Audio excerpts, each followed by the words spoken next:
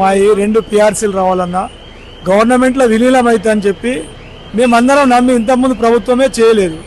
ఇప్పుడు చేస్తే మేము హామీ ఇచ్చి అందరం కార్మికులం ఏకబంధంగా ఉండి ప్రభుత్వానికి ఓట్లేసి గెలిపించినాము. మేము ఇప్పుడు మా పరిస్థితి ఎటు కాని పరిస్థితి. ఇలా చూడండి, ఒక్కొక్క బస్సులో 60-65 మంది ఎక్కవలసిన బస్సులో 100 మందిని ఎక్కించుకోపోతాం, 120 మందిని ఎక్కించుకోపోతాం. తప్పకుండా తీసుకెళ్తున్నాం సార్.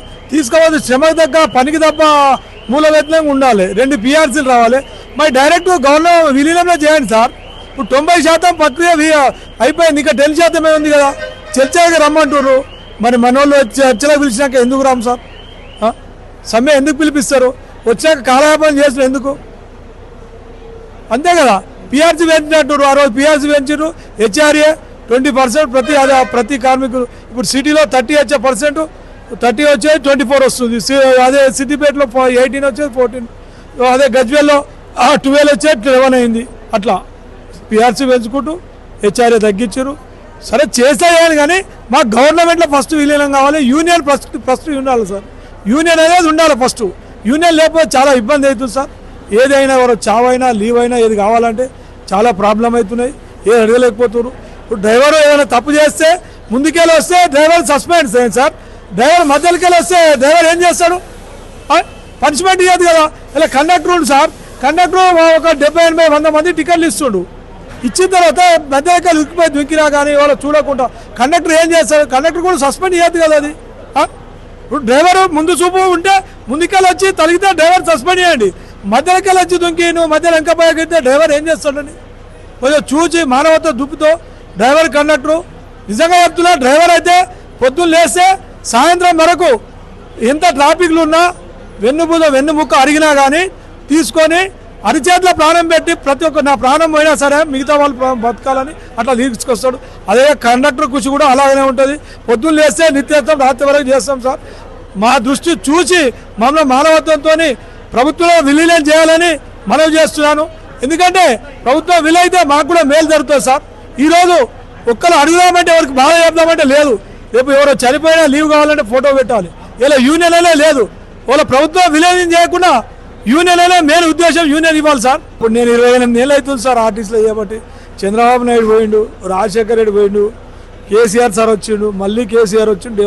మీకు 28 ఏళ్ళు సంవత్సరం పోతుంది సార్. ఒకటి ఆర్టీసీ అనేది కన్నతల్లి, నిత్యావసరం. ఇది ఆర్టీసీ అనేది నిత్యావసరం సార్. బడుగు పేద వర్గాలకు నిత్యావసరం ఇది. చాలా ఇది లేకపోతే దోసుకుంటే ప్రైవేట్ వ్యక్తులు దోసుకుంటారు సార్. ఆర్టీసీ లేకపోతే చాలా తక్కువ సర్వీస్ తో పోతుంది. గవర్నమెంట్ ఆర్టీసీ బస్సు లేకపోతే ఎక్కడ ఉంటుంది? ఉండలేదు కదా సార్. ఇలా సబ్సిడీ పెడతావు, ప్రభుత్వం ఎక్కడికి వెళ్ళి ఇస్తుంది? గవర్నమెంట్ బస్సు ఉంటే ఇస్తుంది. అదే ప్రైవేట్ బస్సు అయితే ఇవ్వలేదు కదా సబ్సిడీ. ఆ రకంగా అంటుంటారు. ఎందుకంటే ఈ కార్మికులు మంచిగుంటే ఏదన్నా ఒకటి అడుగుతారని చెప్పి నేను ప్రభుత్వం చేస్తున్నా, ప్రైవేట్ పరం చేస్తున్నా అంటారు సార్. అట్లా అనకుండా యూనియన్ అనేది నేను ఇవ్వాలి. ఆర్టీసీలో విలీనం చేయాలి. పిఆర్సీలు 2 పిఆర్సీలు ఇవ్వాలి. డిఏ ఒక్కొక్కరు 5 లక్షల నుంచి 6 లక్షలు రావాలి. అవన్నీ ఇస్తే మేము ఎందుకు పోతాం సార్ సమ్మెలకు? ప్రజలకు మేము 2 నెలలు అవుతుంది సార్ చెప్పబట్టి మా గూడు. ఈరోజు ఒక్కటే రోజు కాదు సార్, 22 తారీఖు సమ్మె అని చెప్పినాము. ఇది 2 నెలలు అవుతుంది. లేబర్ కమిషనర్కి ఇచ్చినాము, ఎండీకి ఇచ్చినాము, మన మినిస్టర్ సాబ్కి ఇచ్చినాము. అందరికీ చెప్పినాము. సానుకూలంగా స్పందిస్తాం సార్. రండి సార్ అంటే పోమా సార్. మేము ఎప్పుడు డ్యూటీ చేసి తెల్లారి రాత్రి అంటే రాత్రికి పోగలుగుతాం. ఎందుకు పోలేదు సార్? కార్మికులు అందరం ఒకదాని ఉన్నాం అంతే. ఇలా యూనియన్ లేవు. యూనియన్ ఉంటే అది వేరే ఉంటుంది సార్ పరిస్థితి. యూనియన్ లేక అయ్యాప సరే, యూనియన్లో లేకున్నా మీరు సానుకూలంగా ఇచ్చేది ప్రతి కార్మికులు 4 సంవత్సరాలకు ఒకసారి డిఏ హెచ్ఆర్ఏ పిఆర్సీ ఇస్తే అయిపోతాయి కదా. ఎవరు సమ్మెత చేస్తారు? ఇప్పుడు ఇంట్లో తండ్రి కరెక్ట్ ఉన్నాక పిల్లలు బయటకు ఎందుకు వెళ్తారు సార్? పోలేరు కదా. పోతారా? ఇప్పుడు ప్రైవేట్ పరం ఆర్టీసీ చేస్తే మేము ఇవన్నీ మహాలక్ష్మి వాళ్ళు ప్రైవేట్ వాళ్ళు తీసుకుంటారా? తీసుకోలేరు కదా. మరి అది అట్లా ఉద్దేశపూర్వక అనడం చేయడం కాదు.